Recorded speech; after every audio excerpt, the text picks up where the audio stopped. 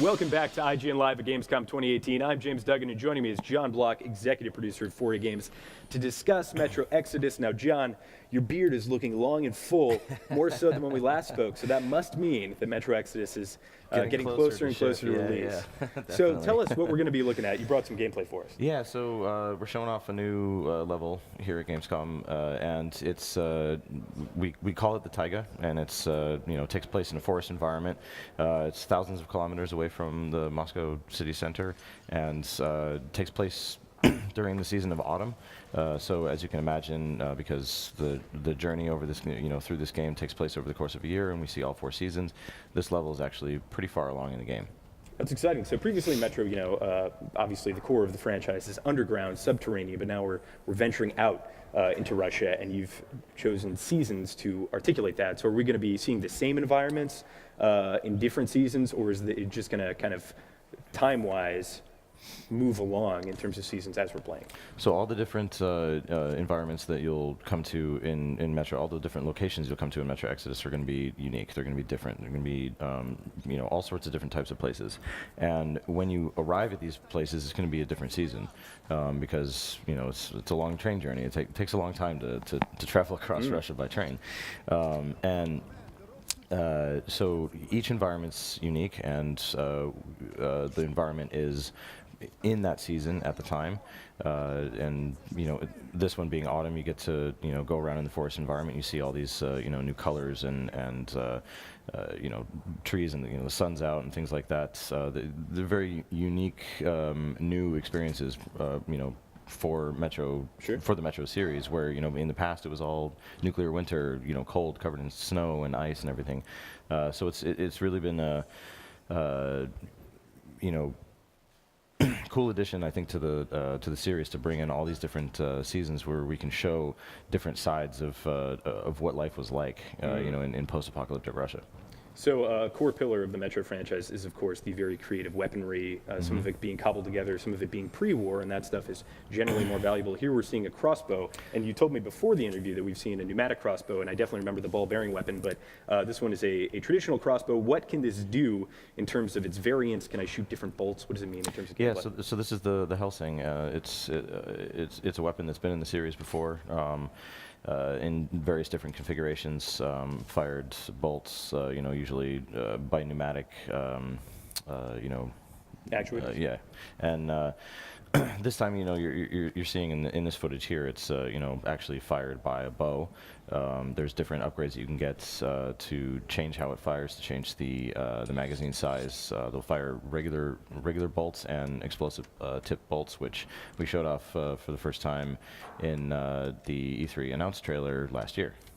And in the E3 demo that I played, I came up against some fanatics in kind of a church environment, and I was fighting them in a very conventional stealth/loud Metro sense. And at some point they surrendered, and I didn't know what to make of it. I just kept shooting because I was like, I've never seen this happen before. Is this some kind of trick? But it's not. And that actually affected how they reacted to me in the future. So what do those moral decisions mean in terms of the weight of the story? Something that's always been really important to us when making Metro games is immersion, atmosphere, making the player feel like they're actually stepping into the shoes of Artyom and playing as him and developing his personality and determining who he is, what kind of person he is, based on the actions of the player. So that's something that's been a staple of the series, throughout all 3 games. It's definitely returning this time, and this time around we're actually going to have a lot more opportunities to see how the world and the story reacts to player actions, and potentially changes based on what the player does and how the player interacts with people. Players are going to come across all different types of people on this journey, different societies, different factions, different just random groups of people. Not all of them will be friendly, but not all of them will be purely evil. So the player has to kind of decide how they're going to interact with them. What about the enemies we're fighting right now? What faction is this? So these are we call them the Children of the Forest, and they've basically been at this. This is like almost like a summer camp location. And when everything blew up, they kind of, they were here. Nobody ever came to get them, so they kind of grew up here, and they've kind of made a home for themselves at this camp. Are they a bit xenophobic, a little bit hostile? That's why we're. I mean, in general, you're coming into their territory, right? So, Sure. they're like, who is this guy? And then this is a night forest environment. We have very different enemies that we're about to see. Talk me through some of the non-human enemies that we'll be fighting in Metro Exodus. Sure. I mean, in general, so this is actually the same environment. This is just at night. There's a full day-night cycle that the player can actually rest to change, and that will change. The types of encounters that the player can have, or the strategies that they can use in order to approach different situations. So right here, the player we just got attacked by some mutant wolves. There's some other animals running around the area. It's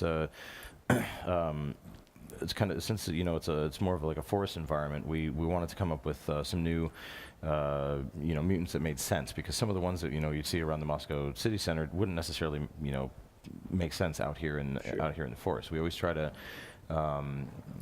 everything needs to fit and make sense and be realistic when we're creating different content. And so like all this all the humans and the monsters that exist in this area, we spend a lot of time thinking, who would actually live here? How did they come to be at this point?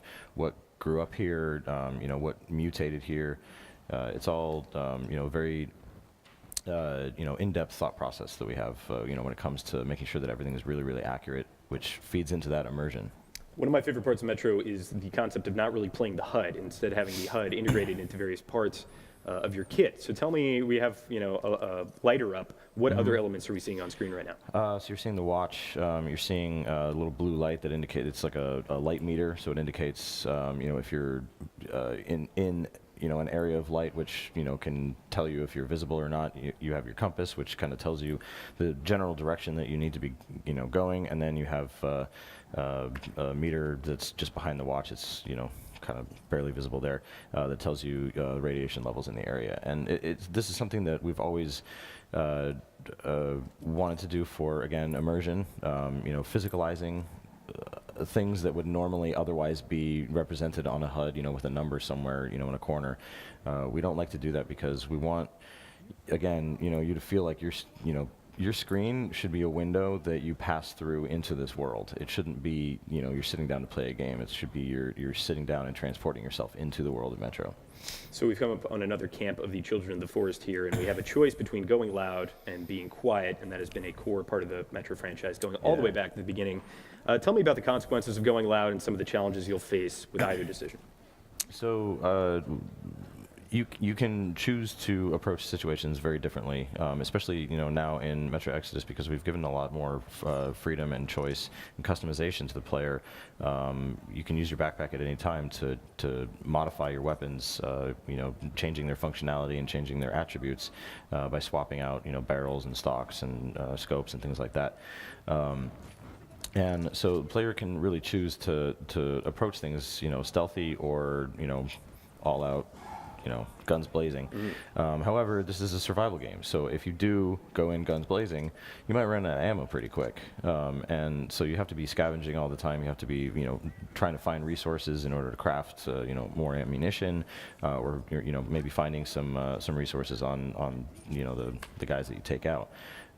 So if you do go in guns blazing, you have to be ready for it, and you have to be ready to, manage the resources that you have. Going in, the game does kind of encourage stealth approaches to things, because obviously then you're saving your resources. But we try to give the players as much freedom to approach any situation the way that they want to. And a lot of that comes from the loadout, the customizations that you'll be choosing with your weapons, and kind of that informs your play style. What kind of cool attachments and various weapon tinkerings can we see in Metro Exodus? Well, every weapon has 5 hard points on it, where you can change things like the barrel of stock, an attachment, scopes, sights, different things like that, magazines. And so you'll find different weapons that actually completely change their functionality as you add new items to them. You'll be able to take something like a shotgun that may start with almost like a cylinder type magazine, and you can upgrade that to full on magazine that comes in underneath, or like a barrel underneath, like a drum. Sure, and you have like the 6-shooter magazine. Yeah. And so like from that point, then it turns into a semi-automatic shotgun effectively, and you're able to change the amount of damage that you're using. You can put silencers on things that will maybe pull back on the damage, but allow you to shoot stealthily, and then you can put on different barrels that might be really loud, but at the same time do a lot more damage. So there's a lot of options that give players the opportunity to kind of change how they approach things. Great. Whenever they want.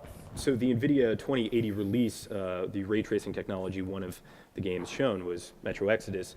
Tell me about your involvement with ray tracing, what it means in terms of a high-level gamer coming into this game. They enable ray tracing. What's going to be the difference? So what we're doing with ray tracing and NVIDIA technology is real-time ray traced global illumination. So what you're seeing here is there's one source of light in this scene, and it's the sun. We're not using artificial lights placed around in the environment. That's a pretty standard way of doing things, where it has been in games to this point, where we would place potentially hundreds of light sources all over the place in order to make the environment look really good and make it look like light is bouncing everywhere realistically like it would. What you're seeing here is just one source of light that is bouncing around the environment using ray tracing technology, and it looks so much more natural. It's lighting areas realistically, and the awesome thing about this technology is having implemented it, it's something that's it's in the name, global illumination, but it is a global solution to where we can go in and tune things afterwards and add in artificial lights if we want to enhance certain scenes on top of it. But as you can see, we don't really need to. Sure. And there was a really interesting part in that demonstration with Metro Exodus where there was kind of a rafter being shown in a barn, and with conventional lighting and rasterization, the top was always illuminated. Yeah. But with this global illumination, that means you can have parts of it that are kind of dark. So what does that allow you to do in terms of horror? Yeah, I mean, it will certainly, in the case of, having the rafters above in the building, completely dark, where, there's maybe a little bit of a soft glow in the rest of the room around you. We can set, atmosphere, we can set mood, and, we could potentially hide something up there that jumps out at you. Sure. So finally, for folks who've been with the franchise from the very beginning, what are you most excited for those players to get their hands on in terms of Metro Exodus? What do you think Metro Exodus is doing that is really pushing the envelope and pushing the franchise forward? Well, specifically, I mean, definitely for the franchise, the big thing this time around is adding those open environments, the open sandbox style gameplay. It's something that's very new to the series. The past two games were very linear in design and structure, and this time, giving the player a lot more freedom and a lot more opportunity to explore the world and really immerse themselves in the story and in everything that is Metro, and really have an opportunity to spend some real quality time in these environments. I think players are really going to enjoy that. Absolutely, can't wait. Metro Exodus, we can expect it on February 22nd on Xbox One, PS4, and PC. John, thank you so much for stopping by, showing us the game. Stay tuned because we've got a lot more Gamescom coming right here on IGN, so don't go anywhere.